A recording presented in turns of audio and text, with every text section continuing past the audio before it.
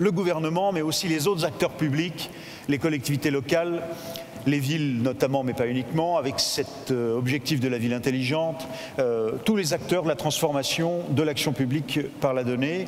On va essayer de planter le décor et de voir comment l'articulation fonctionne aujourd'hui. Benjamin Jean, vous êtes juriste et spécialiste en gestion de la propriété intellectuelle. Vous êtes cofondateur aujourd'hui, le patron de InnoCube. Qu'est-ce que c'est InnoCube en un mot? Prenez le micro, je vous en prie.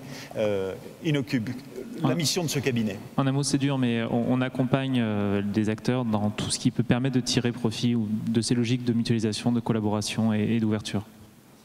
Alors, le rôle aujourd'hui de votre cabinet, de la mission que vous développez, ce conseil en ingénierie, autour d'une idée, c'est l'open source justement. Offrir des services supplémentaires, partagés dans un processus collaboratif. Décrivez-nous cet objectif que vous essayez de développer auprès de vos partenaires. C'est difficile d'intervenir juste après Henri Verdier, parce qu'il a dit une grande partie de tout ce que j'aurais pu dire sur le sujet. Mais je crois que justement, le premier commentaire que j'avais en réfléchissant un peu à cette intervention, c'était de me dire l'ouverture des données par l'État, déjà c'est un grand pas, mais finalement la révolution elle n'est pas là. La révolution elle est dans ce qui vient d'être évoqué, la collaboration, le fait de participer à, de faire intervenir d'autres acteurs du secteur privé, du secteur public, associatif, peu importe, pour renforcer cet actif, donc je renvoie aussi à ce qui était dit tout à l'heure par Simon, cet actif qui peut être une base de données, qui peut être un logiciel, peu importe, et il y a une vraie révolution, il me semble, autant dans l'État que dans le secteur privé, lorsque des acteurs se mettent ensemble pour produire des ressources, des bases de données, beaucoup effectivement, mais aussi des logiciels ou tout autre type, qui pour elles sont nécessaires très généralement, mais ne sont pas suffisamment stratégiques pour se dire qu'ils vont le faire seuls, et l'idée c'est de voir quel cadre tous ces acteurs peuvent mettre en place pour les réunir et pour établir une relation de confiance et donc de pérennité, en tout cas de pérenniser cette ressource. Et là, il faut sensibiliser. Votre mission, c'est aussi de sensibiliser les collaborateurs à cette nouvelle démarche.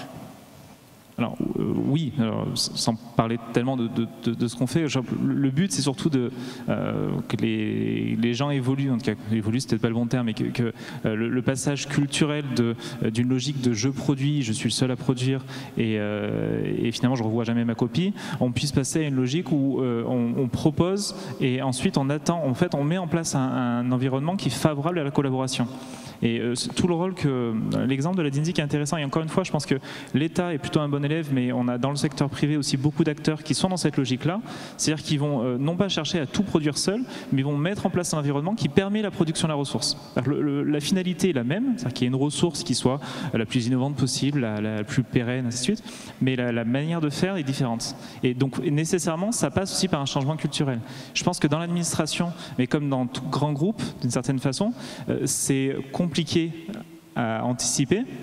Ça va à l'encontre de ce qui a été réalisé pendant des dizaines et dizaines d'années, mais c'est le passage nécessaire au numérique. Alors revenons sur le régime d'ouverture des données publiques. Il y a eu plusieurs étapes. Il y a la loi Walter, il y a la loi pour la République numérique d'Axel Lemaire. Et puis aujourd'hui, vous avez du coup, comme outil, vous fournissez un livre blanc. Revenons sur ce cadre et ce qu'il faut en dire aujourd'hui. Alors oui, effectivement, ça fait un peu d'autopromotion, mais très rapide. On a publié il y a quelques temps un livre blanc sur l'open data, je crois que c'était nouveaux acteurs, nouvelles obligations, et c'était notamment pour mettre en avant que ce régime, donc, qui date de 78, qui s'appuie sur une loi qui date de 78, de l'ouverture des données, concerne aujourd'hui de plus en plus d'acteurs, donc aussi les acteurs du secteur privé. C'est ce qui est intéressant, et tout à l'heure, lorsqu'on a parlé de données d'intérêt général, lorsqu'on a parlé de données de référence aussi, ces logiques-là vont aller jusqu'à imposer d'une certaine façon à certains acteurs qui sont aussi du secteur privé la collaboration dans le maintien et le développement de ces ressources. L'exemple de transport.beta.gouv.fr, je ne sais plus l'URL exact, mais de tous ces acteurs de la mobilité qui se réunissent pour faire ensemble une seule base, pour moi c'est un bon exemple. De ce type de données qui ont tout intérêt à être, pour que ce soit des données de référence, mutualisées. Donc dans la loi pour une république numérique, il y a de nouveaux acteurs qui sont concernés. Il y a aussi tout ce qui est lié à la recherche. Alors juste pour information, il y a un guide qui vient d'être publié récemment à l'initiative d'une multitude de centres de recherche sur l'open data et la recherche. Parce que pareil, là, les enjeux en termes de valorisation de la recherche sont complètement bouleversés par cette ouverture qui leur est imposée par la loi, de leur base de données, mais plus largement de tous les documents et notamment les logiciels qui sont produits par la recherche. Oui, c'est un vrai revirement stratégique. Comment est-ce que c'est vécu? Parlez-nous, est-ce qu'il est assez assumé aujourd'hui? Alors, l'exemple que je viens de prendre à l'instant est peut-être un bon exemple. Je pense que c'est difficile pour les acteurs.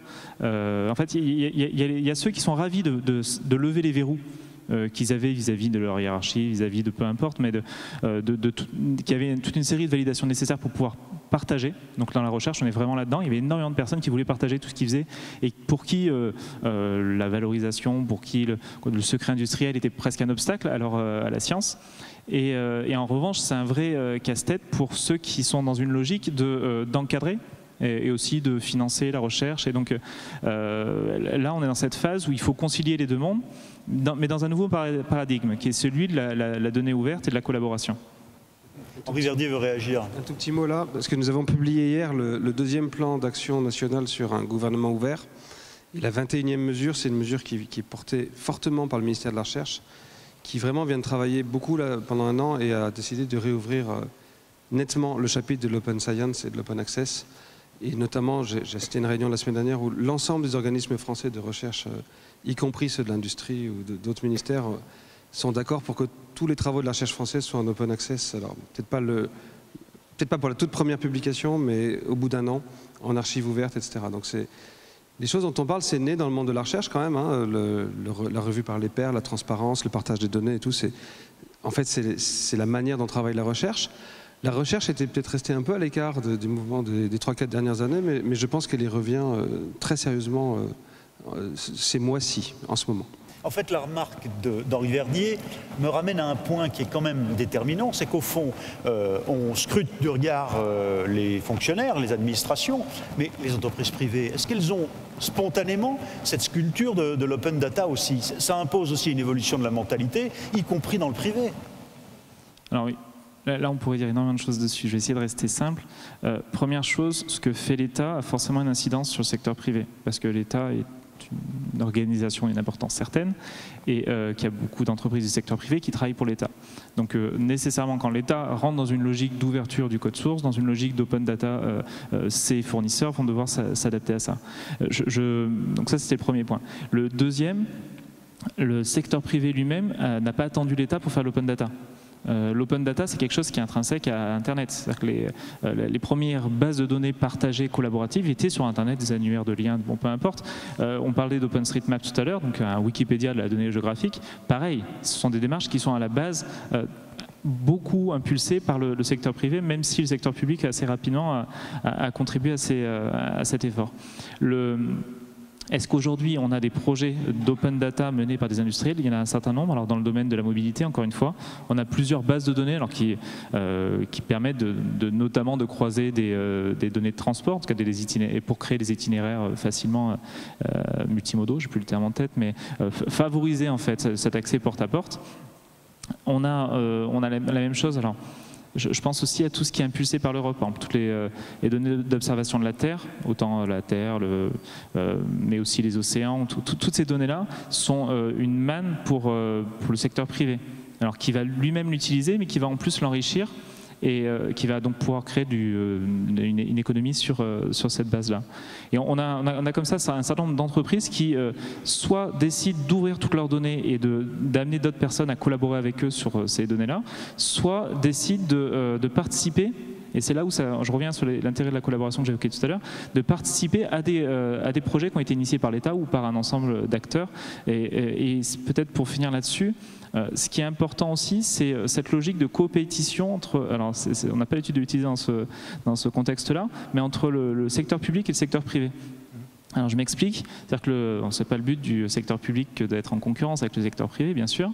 Cela dit, la transformation numérique de l'État passe nécessairement par aussi la nécessité de repenser son rôle et de savoir jusqu'à où peut-il aller dans les services qu'il fournit aux différentes industries. Et donc clairement, il y a des sujets qui sont mis sur la table, c'est est-ce qu'il faut qu'on fournisse des SDK, donc des logiciels qui permettent à des acteurs privés, pour le domaine du droit que je connais bien, de facilement rédiger leur convention collective, l'accord de branche. Pourquoi pas? Et on voit clairement l'intérêt d'un point de vue du justiciable et de la société dans son ensemble. Cela dit, ça va en complète concurrence avec les services qui sont apportés par des avocats ou d'autres acteurs professionnels. Et à l'inverse, on a aussi des acteurs privés qui vont pouvoir venir faire des choses que faisait seulement l'État avant.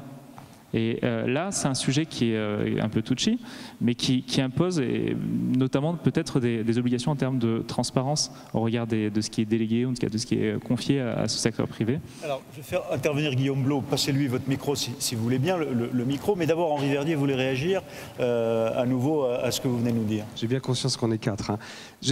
Ça va nourrir, je pense, la suite du débat. D'abord, gardons à l'esprit ce tableau à double entrée. Il y a des données produites par le service public, des données produites par le secteur privé. Il y en a qui sont ouvrables sans danger et d'autres qui méritent la protection d'un secret légal, y compris parce que c'est un asset stratégique d'une entreprise. Et ça sera 4 cases de politique publique aussi. Alors ce qui est vrai, pour des données ouvrables à tous, mais produites par le secteur privé, émerge en ce moment la notion de données d'intérêt général. Typiquement, c'est impossible d'organiser le transport dans une ville si on n'a pas toutes les données de transport. En fait, on ne peut pas. Donc il faudra bien que certaines données de transport soient utilisées par la puissance publique et par les urbanistes, etc. Et puis, je voulais juste glisser ça parce que je pense qu'on va en parler aussi. Arrive maintenant la révolution de l'intelligence artificielle. Et là, ça va tout changer. Parce qu'arrive une nouvelle question. La question, c'est les intelligences artificielles, quand même, globalement, risquent d'organiser le monde dans lequel nous vivrons pour les 30 prochaines années. Et on va les éduquer maintenant. On les éduque comme des gosses, quoi. Et on les éduque avec des savoirs. Je ne sais pas si vous vous rappelez la série qui s'appelait Jim Profit, qui était l'histoire d'un psychopathe qui avait été élevé en regardant que la télé toute son enfance, et c'était sa seule éducation, et c'était un pur psychopathe. On fabrique une société Jim Profit, c'est-à-dire que les IA ne connaissent que ce qu'on leur donne à manger maintenant. Simon Chignard a fait un blog post très drôle, que dans notre équipe on appelle maintenant le Tomatogate, parce que, je ne sais pas si vous savez, la tomate c'est un fruit, ça procède d'une fleur, en botanique c'est un fruit, en droit français c'est un fruit. Et puis aux États-Unis, sur un lobbying, je pense, de ketchup Heinz d'ailleurs, au début du XXe siècle, ça a été rangé dans les légumes parce que ça a bénéficié de la fiscalité sur les légumes. Et puis, la Fondation nationale des sciences, les grandes bases de données américaines et tout, rangent les tomates dans les légumes. Et donc les IA de Google, d'Amazon, etc., pensent que les tomates, c'est des légumes. Et maintenant, les applications françaises sont obligées de dire que les tomates, c'est des légumes, sinon elles ne marchent pas. Et là, face à cette urgence... Ça, c'est la machine qui a été éduquée version anglo-saxonne ou version américaine. Voilà. Elle a été mal éduquée. Elle a été éduquée dans un point de vue sur le monde qui n'est pas le nôtre. Qui n'est pas le nôtre. Et ensuite, elle s'impose au reste. Parce que quand vous faites le reste des applications... Bon. Et cette question-là, et donc je vous passe la parole à mes collègues, mais fait que arrive le rapport Villani nous dit on n'a pas le droit de ne pas se préparer à éduquer les IA avec toutes les données qu'on peut utiliser en France. C'est ça. Et il y aura donc peut-être même, on va faire en sorte... En fait, c'est dangereux et on se tirerait plus qu'une balle dans le pied, on se suiciderait si on n'ouvrait pas nos données qui forment notre culture, au fond. Aussi bien juridique. Je ne sais pas ce que j'appellerais ouvrir, c'est-à-dire on n'a pas dit que les données protégées par des secrets légaux doivent être mises en open data. Bien sûr. Mais il faut que la recherche en IA puisse s'en servir. Donc on va essayer par exemple de faire plus de recherche en IA dans nos bases de données médicales. Et on va trouver des mécanismes qui ne veulent pas dire non plus gratuité, nationalisation, tout ça, mais pour être certain que les données importantes qui sont dans le secteur privé bénéficient à la recherche en IA. Alors, vous êtes déjà entré dans la question que je vais poser à Guillaume Blot, qui est de savoir comment l'usage des données publiques peut servir à d'autres écosystèmes. On entre déjà dans cette question, on est déjà commencé à y répondre. Guillaume Blot, vous êtes Chief Digital and Innovation Officer, patron du digital et du numérique en clair, pour Soprasteria, Ranking Software, Banking Software, merci, pardon, 40 000 personnes, aujourd'hui au service de ce secteur en particulier, des logiciels. Vous êtes directement dans cette problématique de l'échange de données, de création de valeur ajoutée gagnante-gagnante. Bonjour à toutes et à tous. Oui, mon intervention va plus sur les interactions entre les différents écosystèmes. En s'appuyant sur la parfaite démonstration d'Henri tout à l'heure sur ce qu'est l'État plateforme, l'État plateforme peut être vu aussi comme une vision d'architecture nouvelle pour bâtir des services publics numériques comme l'ont fait les GAFA ou les grandes plateformes du web pour fournir des nouveaux usages. Donc, Henri l'a souligné, c'est une manière aussi de désiloter les administrations qui avaient plutôt l'habitude de travailler indépendamment les unes des autres, puisqu'elles mettent en circulation des ressources et notamment des données. Ceci construit un écosystème de services publics numériques qui est élargi naturellement à tout le monde des collectivités locales et territoriales. Et tout ceci permet de bâtir des parcours usagers, aussi bien pour le particulier que l'entreprise nouveau. Derrière se cachent des services à base d'API, Henri l'a aussi signalé. Donc cet écosystème, on va dire service public numérique, il n'est finalement pas tout seul, parce que ces stratégies plateformes sont aussi suivies par d'autres secteurs d'activité. Typiquement, puisque c'est le secteur où je m'investis le plus en ce moment et sur lequel travaille Sopra Banking Software, c'est le monde bancaire et financier, qui lui-même, poussé quelque part par régulateur européen, est obligé de s'APIfier. On parle de l'open banking.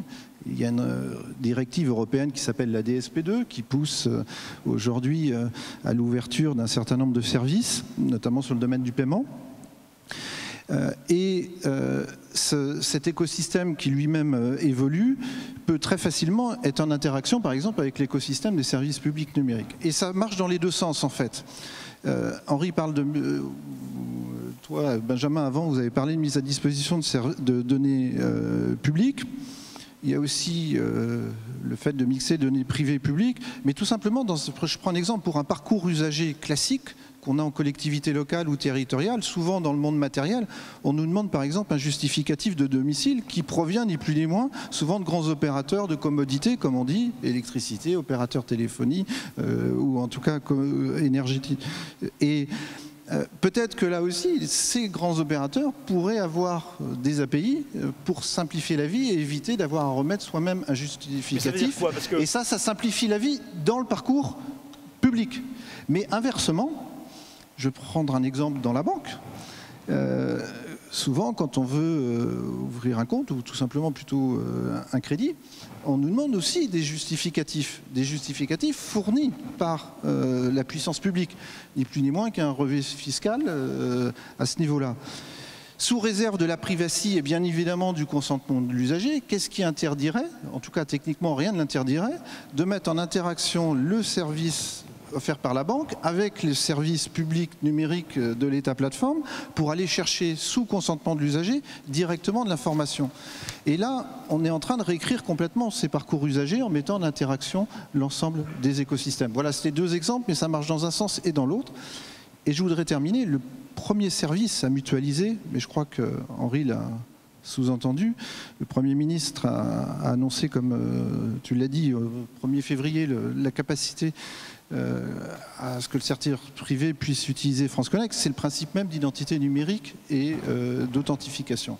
Parce que si on veut partager correctement ces données entre les différents écosystèmes, il faut réellement être en mesure de partager d'abord l'identité numérique pour éviter qu'on se trompe de personne ou qu'on ne rattache pas les mauvaises données à la mauvaise personne. Et si on ne se met pas tous d'accord, on risque d'avoir des problèmes. D'où un rôle de régulateur probablement nouveau à inventer pour mieux réguler. Je parle de régulation, je ne parle pas forcément de gouvernance ou de tutelle. Il y a quelque chose à inventer pour mieux réguler ces plateformes entre le privé et le public. Voilà. On voit bien, à travers ce que vous nous avez présenté, qu'il y a une dimension technique importante, de compétences, qu'il y a une capacité de partenariat entre l'État et les acteurs privés, et que là-dessus, on n'est pas encore tout à fait au point. Votre réaction à l'intervention à l'instant de Guillaume Blot, Henri Verdier, qu'est-ce que ça suscite cette quête, cette proposition avec la régulation d'un partenariat plus fort encore entre le public et le privé? Oui, mais il faut le construire avec prudence. Enfin, on ne va pas nationaliser l'économie française, vous ne le souhaitez pas, je pense. On ne va pas non plus micromanager l'économie française. Il va falloir des concepts intelligents dans ton secteur, mais il faut avouer que Guillaume Blot était à la DINSIC jusqu'il y a un an et qu'il a porté le développement de France Connect, sinon vous ne connaissez pas tout. Dans le secteur bancaire, on en parlait souvent, les Anglais, ils ont eu une approche très intéressante par exemple. Ils ont dit, tôt ou tard, vous allez vous faire attaquer par les plateformes et il faut que vous soyez capable de devenir plateforme vous-même. Donc moi, le gouvernement, j'exige juste une chose, il vous appartient de designer des API d'interopérabilité. Je ne m'en mêle pas, je ne les spécifie pas. mais j'exige que vous ayez des API d'interopérabilité. Et comme ça, si le jour où vous serez attaqué, vous serez capable de vous coaliser et de résister si nécessaire. Voilà une forme de régulation nouvelle et originale. Enfin, un gouvernement qui arrive et qui dit « j'exige des API d'interopérabilité et je vous laisse les designer vous-même », ce n'est pas la culture historique du législateur ou de la direction générale des entreprises. Donc, ce qui nous manque maintenant, c'est des concepts, du recul sur des retours d'usage après avoir fait de premières expérimentations. Mais sinon, je ne crois pas qu'il y ait de difficultés majeures. De même, quand on a décidé d'ouvrir France Connect aux entreprises, effectivement, on a dû reprendre des vieux textes d'ailleurs. On a repéré qu'il y a d'abord des entreprises qui concourent au service public du changement d'adresse. Ça veut dire que déjà, en fait, elles échangent des données. Donc celles-là, elles sont très facilement dans le cercle de France Connect. Ensuite, il y a des entreprises qui, pour des raisons réglementaires, sont obligées de collecter des données. Pour des raisons réglementaires. Donc l'État les ayant obligés à aller chercher des données et à embêter leurs utilisateurs, il a peut-être un devoir de faciliter l'échange de données. Et puis il y a des entreprises qui sont juste des entreprises, et là, il faudra construire aussi une gouvernance. Enfin voilà, moi je ne crois pas qu'il y ait de problème culturel majeur. D'ailleurs, ça fait 30 ans que je suis dans le numérique. J'ai jamais vu de problème privé-public, j'ai vu des problèmes anciens et modernes. C'est une autre coupure du monde. Et au Syntec numérique, en général, on est du côté des modernes.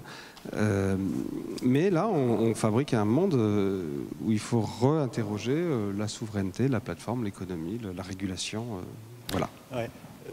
Godefroy de Bezman, l'équipe de Syntec numérique et la salle aura noté. On a, bon, réflexe de journaliste, on a la cote, on a la citation. Bon, Syntec numérique est du côté des modernes. Voilà. Au moins, ça c'est acté, c'est noté. Merci. Camille Putois, je précise qu'on vous avez vu, pour ceux qui étaient là, au premier des 3 débats de la donnée, les ballons micro ou les micro-ballons comme vous voudrez, qui me permettront, en vous les lançant, de vous permettre de prendre la parole dans un instant. Mais d'abord, Camille Putois, je voudrais rappeler que vous êtes fondatrice de K Solutions.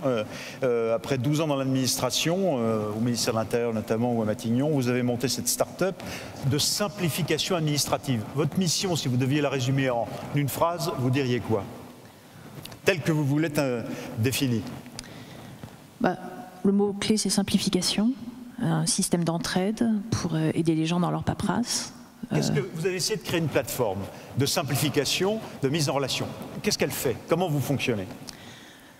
À la base, juste une première phrase de constat. Quand on a travaillé dans l'administration, on considère qu'à peu près 80% des démarches en ligne, enfin des démarches, pardon, l'ensemble des démarches sont simples. Et il y a 20% de compliqués et puis 1% de insolubles.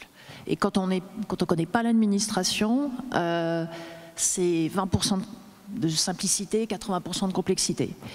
Et donc, quand on a conscience de ça, on se dit il faut aider les gens à faire des choses qu'ils croient compliquées alors qu'elles sont simples.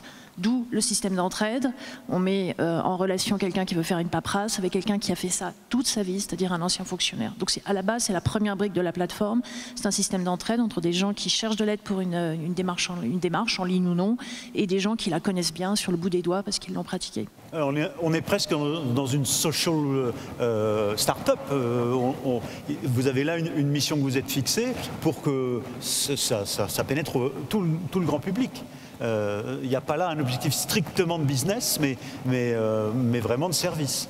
Il y a un principe, c'est un vrai principe d'entraide.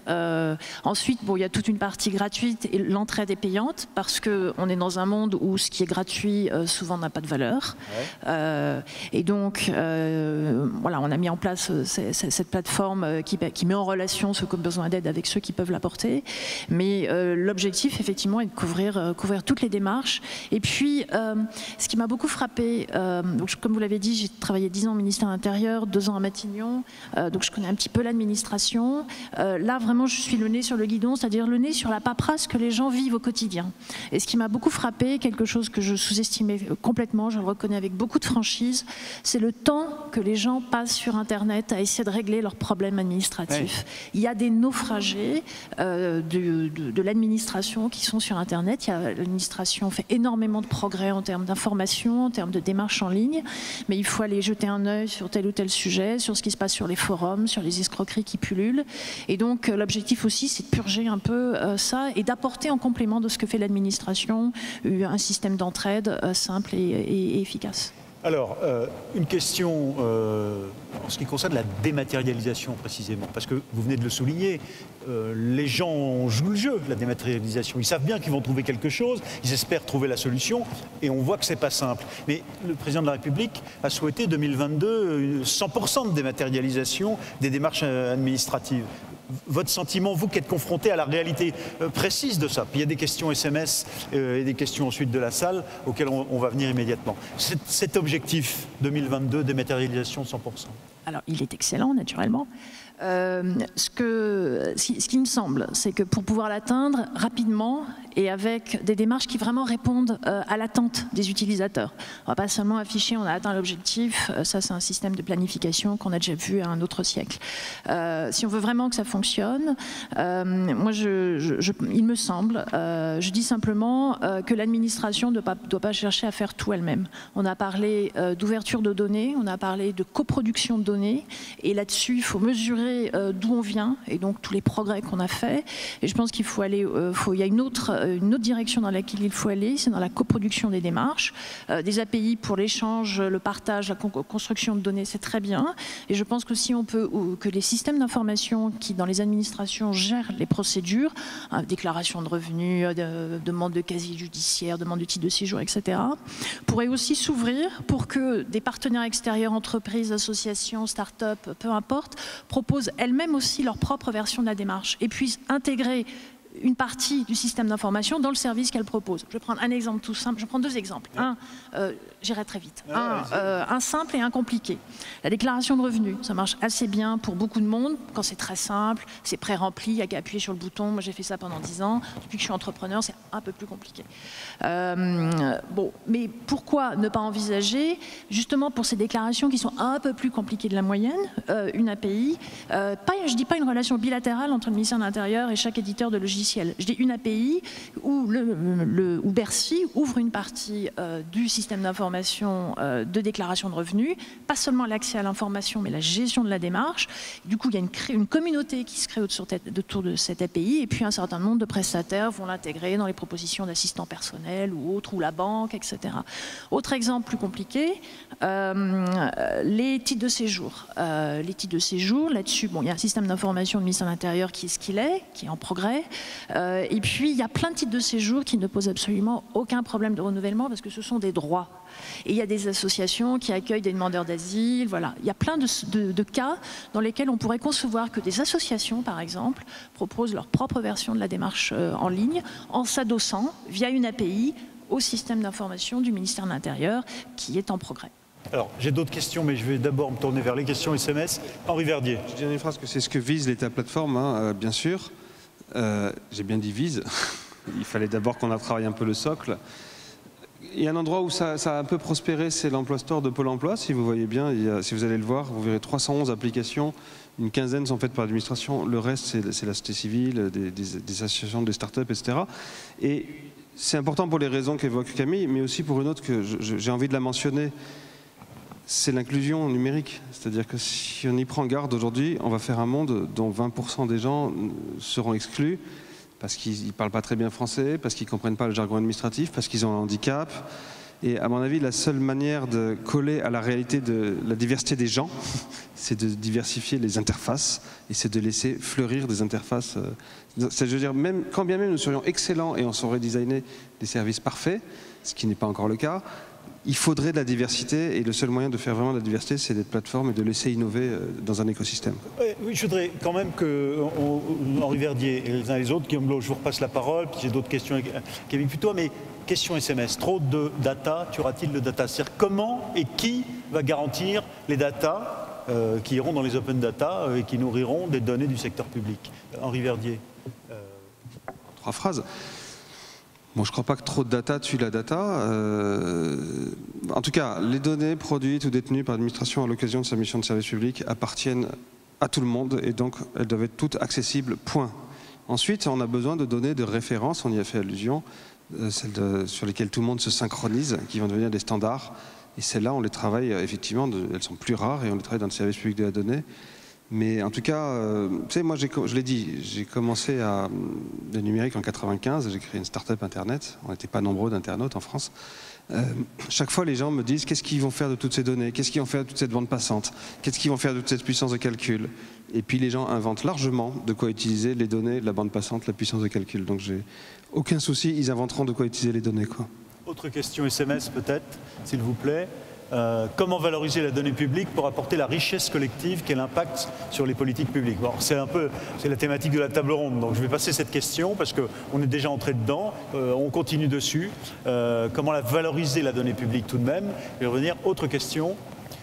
Qu'est-ce qu'une donnée publique? Quelle valeur pour l'innovation et quelle gouvernance? Alors on est dans la problématique de la gouvernance. Autre question, s'il vous plaît.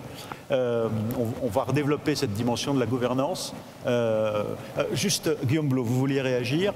Oui, c'était en complément des propos précédents, puisque étant maintenant chez un adhérent du Syntec et participant aujourd'hui à un événement du Syntec, il faut voir aussi que la logique de co-construction de l'État plateforme avec les acteurs de l'innovation, comme les ESN et toutes les startups, c'est quelque chose qu'on avait fait avec France Connect dès le départ, pour savoir comment simplifier ces API au mieux, faciliter leur intégration, parce que l'État n'arrivera pas tout seul à déployer ça à vitesse suffisamment élevée pour garantir une transformation publique.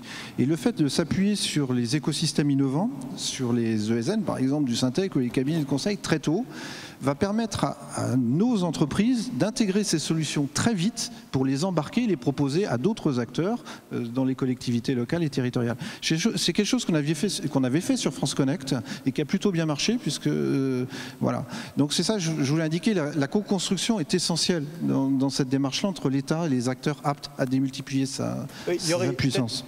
À creuser, il y avait la question de la gouvernance là, qui est posée, à creuser cette multiplication des interfaces qu'appelle de ses Henri Verdier, très bien, mais vous dites que sur les API, par exemple, il y a peut-être encore des blocages. Alors, je vais vous faire répondre, mais d'abord, je vais me tourner vers la salle. Est-ce que quelqu'un, à ce stade, veut rajouter aux questions SMS une question? La lumière fait que je ne vois pas très bien, mais j'ai un micro à votre disposition. Je sais que ceux qui étaient là la dernière fois doivent se sentir menacés par l'idée que je lui envoie sur la figure ce petit ballon équipé d'un micro. Donc peut-être que vous n'osez pas à ce stade poser une question. Faites-moi signe si quelqu'un veut intervenir.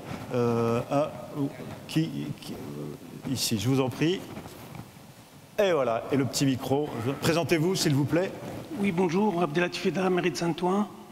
La question s'adresse à M. Verdier, qui a dit tout à l'heure qu'il faut questionner de la souveraineté des données, surtout au niveau des données publiques, en particulier donc par rapport aux données privées, qui sont, je dirais, sauvegardées, qui ne peuvent pas être publiées en open data, mais est-ce que ces données n'ont pas fait déficit ou n'ont pas manqué dans le domaine de la recherche, surtout la recherche médicale? Merci. Est-ce qu'il y a une autre question? Florence Dessaulier, non. Est-ce que quelqu'un voulait intervenir? On y revient. Henri Verdier. Dans le micro. J'ai pas bien entendu la question, mais c'était sur la question des souverainetés. Oui, c'est-à-dire que d'abord, est-ce qu'elles ne vont pas manquer ces données publiques à la recherche, par exemple, celles qui seront mises dans l'open source? Au contraire, si elles sont accessibles à tous, elles sont accessibles notamment à la recherche. Dans le micro, qu'on vous entende bien. On a un problème de retour sur scène, il faut être clair, on n'entend pas ce qui se dit à travers les micros. Je voudrais qu'on nous pousse le retour, s'il vous plaît, ici. Je parle des données privées. Donc, est-ce qu'ils ne font pas défaut, puisque les données privées ne vont pas être publiées en tant que données en open data, est-ce qu'ils ne vont pas défaut donc éventuellement dans le domaine de la recherche, en particulier la recherche médicale? J'ai fait allusion au fait qu'on est en train le président de la République a clairement annoncé qu'on allait s'organiser pour que ces données puissent servir au monde à la recherche, notamment sur l'IA. Et il faut trouver les bons véhicules et juridiques. Si vous voulez, je partage deux choses avec vous très importantes. D'abord, les secrets légaux, ils protègent les libertés fondamentales. Ce n'est pas des trucs qui sortent de n'importe où et qui riment d'on ne sait où. Votre santé, votre vie privée, vos opinions politiques, les assets d'une entreprise qui a travaillé des années à préparer son produit, etc. Enfin, si les secrets légaux sont là, c'est pour protéger des libertés. Donc nous, on s'est beaucoup battu avec Etalab en disant, en revanche, tout le reste, ça doit être ouvert par défaut. et arrêter d'être frileux. Mais en revanche, quand on a inventé un secret légal, c'est que ça protège une liberté. Et puis, en matière plus économique, au fond, on pourrait dire que la création de valeur, c'est une dialectique entre le commun, le common knowledge, etc., et un peu d'enclosure, un peu d'enfermement pour créer de la valeur. Je vous partage juste ça, je vous laisse réfléchir à ça. C'est la Révolution française qui a inventé les brevets. Et elle a inventé les brevets, non pas d'ailleurs pour protéger la propriété industrielle, mais au contraire, pour casser les corporations et faire en sorte que les savoirs qui étaient cachés par les corporations soient accessibles à tous et pour lancer un régime de progrès pour l'humanité. Mais elle s'est dit, mais en revanche, si je vais trop loin, plus personne n'investira pour trouver des nouveaux trucs. Donc je vais donner une protection de l'État pour une dizaine d'années à celui qui a fait l'effort d'innovation et qui a trouvé quelque chose de neuf. Et donc elle a inventé les brevets pour plus s'ouvrir, mais en protégeant ceux qui investissent. Et là, on est 2 siècles plus tard, et c'est sans doute un peu le même dialogue. Et on ne va pas laisser les gens s'endormir sur des tas de données comme un dragon du Seigneur des Anneaux sur un tas d'or, dont il ne ferait rien. Et en même temps, on ne va pas dire aux gens, dès que vous commencez à créer quelque chose, hop, on vous prend les données, sinon il n'y aura plus de création de valeur non plus. Donc là, on cherche un chemin qui va être très précis. Et le président de la République a déjà donné une réponse. Ces données-là, mon 4e quart du cadran, les données du secteur privé qui doivent nourrir l'IA, on n'a pas dit que c'était gratuitement. En fait, on veut être sûr qu'elle trouve de la valeur, on veut être sûr que les gens investissent, fassent quelque chose avec. On n'a pas dit que c'était gratuitement. Vous voyez que la question était pertinente parce qu'on est vraiment au cœur là, d'une des inquiétudes, ou en tout cas d'un des intérêts légitimes pour essayer de trouver le bon curseur. Benjamin Jean, vous vouliez réagir, et Guillaume Blot, et je reviens à ma question sur les API avec Camille Putois. Oui, alors sur le sujet de la propriété intellectuelle de manière très générale, un sujet sur lequel je pourrais parler pendant des heures, mais ce qu'on peut dire effectivement, c'est que la société numérique dans laquelle on est n'est plus la même que celle qui a été d'il y a 2 siècles, donc qui a vu ces différents droits être formalisés tels qu'on les connaît encore aujourd'hui, et que les réflexions qu'on a en termes d'open source, d'open data, c'est tout à fait complémentaire en fait, mais en tout cas c'est une autre manière de gérer la propriété intellectuelle qui est parfois beaucoup plus fine que ce qu'on pouvait avoir auparavant avec une réflexion en termes de dépôt et de valorisation des brevets. Pour juste revenir aux questions qui avaient été évoquées, ce qui me semble intéressant, c'est quand là on a parlé d'open data, on a parlé d'état plateforme, Henri tout à l'heure a parlé de commun. Alors commun, c'est une notion qui fait encore un peu peur, mais qu'on entend quand même de plus en plus aujourd'hui, et je pense que ça vaut le coup de s'y attarder très rapidement. L'idée de commun, c'est d'une part d'avoir une ressource qui est partagée, donc on va construire ensemble une ressource, on va la partager, mais en plus on met en place des règles de gouvernance pour la pérenniser. Et ça me semble intéressant à associer aux réflexions d'État plateforme, parce que quand l'État prend ce rôle d'être la garantie de la pérennité de cette ressource, finalement, c'est pas en tant que tel, il n'en fait pas un commun. Le commun, c'est l'idée que d'autres acteurs, notamment du secteur privé, puissent participer à la gouvernance de cette ressource. Donc ça c'est un premier point que je voulais évoquer avec vous. Et cette logique de commun, on la retrouve maintenant dans tous les secteurs. Alors pour parler de projets sur lesquels on travaille de tous les jours, dans la mobilité, il y a de plus en plus de communs qui sont réalisés, qui sont conçus entre des acteurs industriels, des constructeurs, des équipementiers, peu importe, qui se disent tiens, on va pas tout faire ensemble, il y a certaines choses qu'on peut faire ensemble, on va les développer ensemble, on va les gouverner ensemble. Et ça, c'est quelque chose qu'on voit dans la mobilité, qu'on voit dans le spatial aussi. Il y a une vraie tendance pour favoriser l'innovation à la constitution de communs, notamment pour favoriser l'innovation française, européenne à l'échelle internationale. Et c'est aussi une réflexion qu'on a.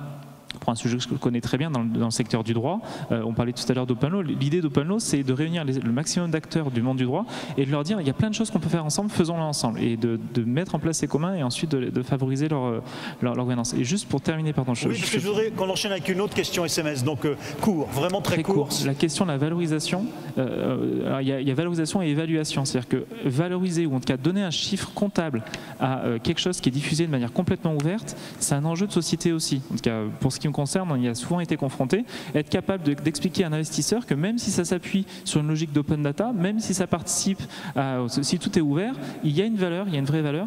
Et ça, c'est les sujets qui sont en train de construire aujourd'hui et estimer, et je reviens à ce que disait Henri tout à l'heure, que lorsqu'on contribue à un projet, qu'on a une part dans la gouvernance du projet, on en tire une part de la valeur globale du projet. Ça, c'est quelque chose qui est factuel et qui sur lequel il y a pareil, en fait, il faut gagner en maturité et un vrai changement culturel nécessaire. La difficulté avec les ingénieurs et les juristes, c'est leur souci de précision dans un débat comme celui-là. Boutade. Alors, question, Henri Verdier. La loi Le Maire concerne également les entreprises privées qui exploitent des services publics industriels et commerciaux en concurrence avec des opérateurs mondiaux. N'est-il pas paradoxal de leur imposer l'ouverture de leur code source par définition cœur de leurs innovations. Ça, c'est l'asset, l'acquis vraiment, le capital même de l'entreprise. Est-ce que là, il n'y a pas une contradiction? Ben, non. Oui, mais pourquoi? Vous voulez qu'on soit pas précis, donc non. Non, j'ai pas dit que je souhaitais que vous soyez pas précis. On peut en parler. D'abord, ça nous a pris 2 ans de négociations partout dans l'État, et je peux être très long, mais vous pouvez revenir à un document que nous avions remis à Camille Putois quand elle était directrice du cabinet adjointe du Premier ministre, le rapport Trojette, qui montrait assez finement et de manière très documentée que vendre ces données brutes et vendre ces ressources, c'est vendre son blé en herbe. C'est-à-dire, de toute façon, c'est aller vers des business models où vous n'avez pas de valeur ajoutée. Et donc, les opérateurs, alors on avait plus creusé la donnée que le code source, hein. Les opérateurs qui avaient tenté de s'installer dans des business de vente de données brutes, et de toute façon, perdaient 30% de valeur par an. Quand Simon faisait allusion tout à l'heure au fait que l'IGN a vendu ses fonds de cartes à Google et à d'autres, l'année d'après, les mêmes ont dit, au fait, pour les mettre à jour, j'ai les téléphones Android, j'ai pas besoin de vous. Et encore après, ils ont dit, si vous voulez, je vous vends mes mises à jour, elles sont meilleures que les vôtres. Donc en fait, on venait d'armer le concurrent. Donc de toute façon, il faut monter dans les chaînes de valeur et il faut trouver des business models plus intelligents et plus prometteurs. Ok, merci. Camille Putois, je vous dis sur les API, toutes les interfaces, il y a encore des blocages, vous considérez où? On en est au début pour l'utiliser, ce dont je parlais, c'est-à-dire pas seulement le partage et la co-construction de la donnée, mais l'hybridation, une démarche coopérative dans la mise à disposition de démarches en ligne, c'est-à-dire pas seulement l'État, mais aussi des partenaires privés. Donc c'est un peu trop tôt pour parler de blocage. Ce qui est certain, c'est qu'il peut y avoir des interrogations. Ce qui est certain aussi, c'est que les agents publics, les fonctionnaires, s'ils voient que l'utilisateur final, in fine, il est satisfait de la démarche en ligne, il l'utilise, eux-mêmes verront le bénéfice. Ce qu'il faut, c'est qu'il y ait des garde-fous très précis, c'est-à-dire il faut absolument que la démarche reste gratuite, à l'entreprise, à l'association de trouver son financement, son business model par ailleurs. Il faut notamment, si c'est une entreprise ou une start-up, qu'elle propose des services. Il faut qu'il y ait une protection des données personnelles. Et il faut que l'administration ait accès à l'ensemble des données d'activité qui sont liées à cette démarche. Si cette démarche est faite sur un autre site, il faut que l'administration, qui de toute façon reste seule décisionnaire in fine, mais il faut que l'administration et les services publics aient accès à l'ensemble des données qui sont liées à l'activité de la démarche. Donc si on met en place des garde-fous, ici, l'utilisateur final est satisfait. Je pense qu'il n'y a pas de raison que sur le moyen terme, peut-être pas le court terme, mais le moyen terme, les éventuels blocages disparaissent. Henri Verdier, un mot. Je vois qu'en même temps vous surveillez Twitter et ce qui se tweet ailleurs. Si vous avez repéré une question que vous voulez traiter, allez-y. Hein. Non, ça va. Non, mais on est d'accord. Après, c'est un chemin long et Camille a l'élégance de ne pas parler des résistances culturelles, quoi. C'est-à-dire l'idée que des gens arrivent et fassent mieux que nous, ça fait plaisir jamais, nulle part. Moi, je peux terminer avec ça, si vous voulez. Vous vous rappelez quand il y avait des affiches 4x3 dans le métro sur Paul Duhan, le jeune data scientist qui va terrasser le chômage? Paul Duhan, il travaillait beaucoup avec nous. Il travaillait avec les données qu'avait ouvert Pôle emploi avec notre appui et avec des algos faits par l'administrateur général des données. Et l'équipe trouvait un peu saumâtre quand même que ce soit lui qui ait des affiches 4x3 dans le métro. Et moi, je leur disais, mais les gars, c'est ce qu'on prétend depuis des années. Finalement, la manifestation. Si ça marche, je ne me prononçais pas sur le fond, vous devrez vous en réjouir 2 fois. C'est-à-dire, vous aurez d'une part fait des choses malines et intelligentes, et en plus, vous aurez permis que quelqu'un arrive et fasse mieux que vous. Et ça, c'est une très grande action publique. Ouais. Mais évidemment, il faut une petite conversion du regard pour se dire que c'est ça qu'on attend de l'action publique, de permettre à d'autres de faire mieux que nous. C'est pas facile. Mais c'est l'avenir. Non, mais c'est-à-dire, au fond, se concevoir comme un élément de fluidité et permettre la fluidité des citoyens, de la vie. Guillaume Blot. Oui, je l'évoquais tout à l'heure, d'autres secteurs d'activité très courts. Direct, si vous voulez bien, droit au but. Parce qu'on parlait de difficultés à ce que cette APIification se mette en place. Dans le secteur bancaire, je l'ai évoqué avec l'open banking des SP2, je pense que les services publics et l'État n'ont pas forcément à rougir comparé aussi à la durée que ça met dans d'autres secteurs d'activité. Absolument. Donc voilà, il faut de la culture dans le secteur financier. Il y a les innovateurs plus ou moins radicaux qui poussent énormément cette plateformisation, cette APIisation, des acteurs historiques, il faut leur laisser le temps de s'adapter, donc c'est ce qui se passe également. Mais quel que soit le secteur d'activité, public, privé, il y a une chose qu'il ne faut pas oublier, c'est quand même la confiance et la simplicité d'usage que cela apporte in fine. Simon l'a très bien expliqué, c'est la circulation des données, ce qu'on va en faire avec les différentes valeurs ajoutées qui importent, mais derrière, au final, il y a un usager, il y a un utilisateur, il y a un consommateur, et il faut qu'il ait confiance, faut qu'il y trouve une valeur d'usage, et qu'on ait pu réellement innover dans des nouveaux parcours à ce niveau-là. Et au bout du compte, c'est ça la clé, et c'est ce que nous, on cherche en priorité, en fait. Oui, donc voilà. Moi je retiens 2 messages de tout ça finalement. C'est quand Henri Verdier dit aux acteurs du côté de la puissance publique, finalement soyez fiers que la société civile fasse bien et même mieux avec les données qu'on met à disposition. Et vous dites du côté du public, ayons confiance et jouons le jeu. Merci à tous les 4 et merci de votre présence ici Henri Verdier aujourd'hui. Oui en effet.